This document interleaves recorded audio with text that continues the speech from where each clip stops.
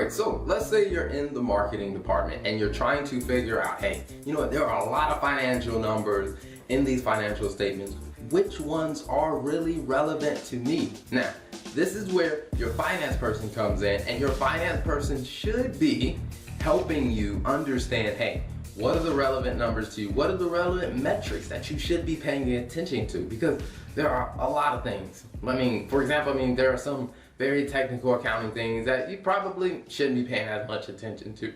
But if you're in the marketing department, here are a couple of numbers out of the financial statements that you should be asking your finance person about, or your finance person should be telling you about. The first one is definitely going to be revenue, because you want to understand, hey, what are we selling? What are customers actually buying in from our business? Like, what products are selling? And to be honest with you, if they can give you revenue by product or by product type, that would be even better, because as a marketer, you understand, hey, what products are being purchased? What are customers actually willing to pay? And then also, it helps you understand, hey, maybe it's a pricing thing. What are the prices on those different products? Are our pricing strategies working? If they're not working, or if the product's not selling, you as a marketer can go back and look at a couple of things to say, hey, let's test some new things out to see if we can drive more sales for the business. And then the other thing that you want to really focus on is revenue growth. Now, I know this is similar to revenue, but it's a different way of looking at it. Is you want to see what is the trend of the revenue, because when I work with different companies, a lot of times what I find is that they're spending a lot of marketing dollars and a lot of time marketing different products that are actually customers are buying less and less of. And then there are other products that they're not spending enough time on that, hey, you know what? Customers are actually wanting that product more, but they're not spending time marketing it as much. And then you also want to look at your gross margin. Now, the reason why gross margin becomes important is because I find it very interesting when I'm looking at different companies and I'm just analyzing their financial statements, and one of the things that I realize is that there's a product that they're known for, but they're not spending as much marketing dollars on it. And I'm just like, okay, all right, what is going on here? Like, why are you not spending money here? Because if you look at the gross margin, this product, or product A, is more profitable than product B.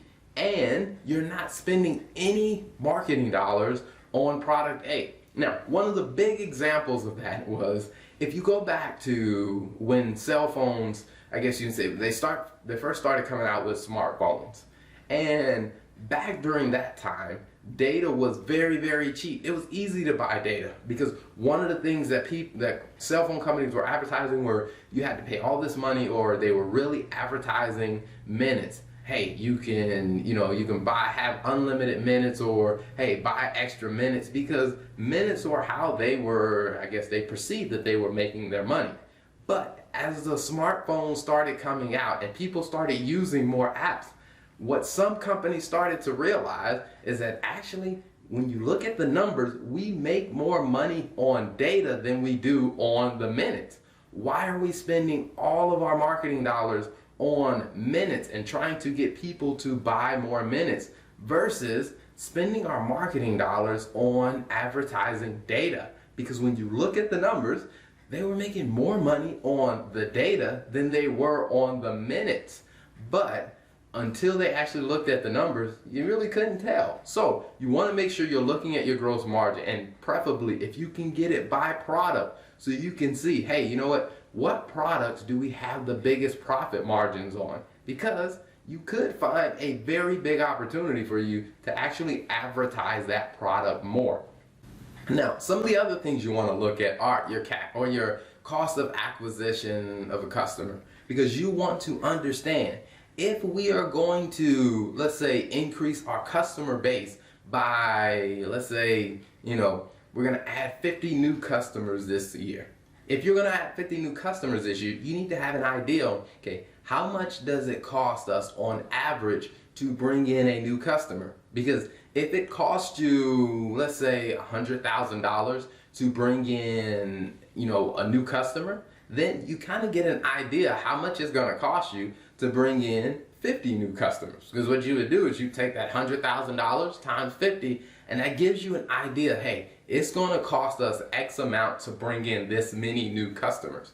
And as you're keeping an eye on that, the next thing you wanna look at is you wanna look at your average revenue per customer. Now, if you're a recurring business, or I guess you'd say a SaaS business, or you have a SaaS model where the revenue is recurring, some people may call it your ARR or your annual recurring revenue. But what you want to understand is, by customer, what is the average annual revenue that we can expect for this customer?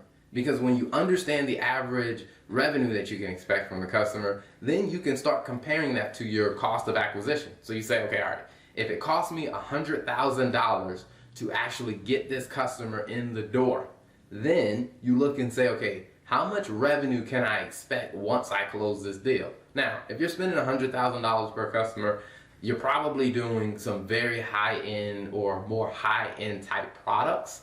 So you're probably gonna expect some very big revenue numbers. I mean, for example, you may be expecting something, let's say, something like, $300,000 or more is kind of what you usually sell your products for. So what you can simply do then is say, okay, all right, if we're selling a product for $300,000 and we're spending $100,000 to actually get the customer, then your price is 3 times the cost to acquire the customer, which gives you an idea of, hey, you know what? Are you headed down the right path or not? Because as you look at that over time, what you will start to understand is, okay, are we spending too much money trying to acquire customers and our prices aren't in line with that? Or, hey, you know what? Maybe what you're seeing is that, our prices are really, really good. Our prices are 5 and 8 times what it costs us to acquire a company, which means, hey,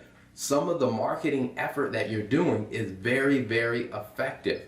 So when you're looking at the numbers that you want to get from your finance person should definitely be telling you about your revenue and getting the revenue by product, telling you about gross margin and gross margin by product. So you can look at that to see, hey, what products do we make the most money on? And I'll give you it may sound obvious, but it may not sound obvious. But when you really look at the numbers, what I find is that most companies don't realize the product that they make the most margin on by product is usually not the product that they're advertising the most. But when they start looking at it, their gross margin, and they start realizing like, hey, the profit margins are higher on this product, we can actually sell more of this product and we will add more benefit to the bottom line. So you want to look at that gross margin, and then you also want to understand, what's your cost of acquisition? How much does it cost you to acquire a new customer? And then you also want to look at, what's your average revenue per customer? Because when you compare your average revenue per customer to the average cost, it then gives you another data point, and a very, very interesting one that could tell you, are your prices too low? Or is it costing you too much to acquire the customer? Are you spending your time on the right type of marketing things?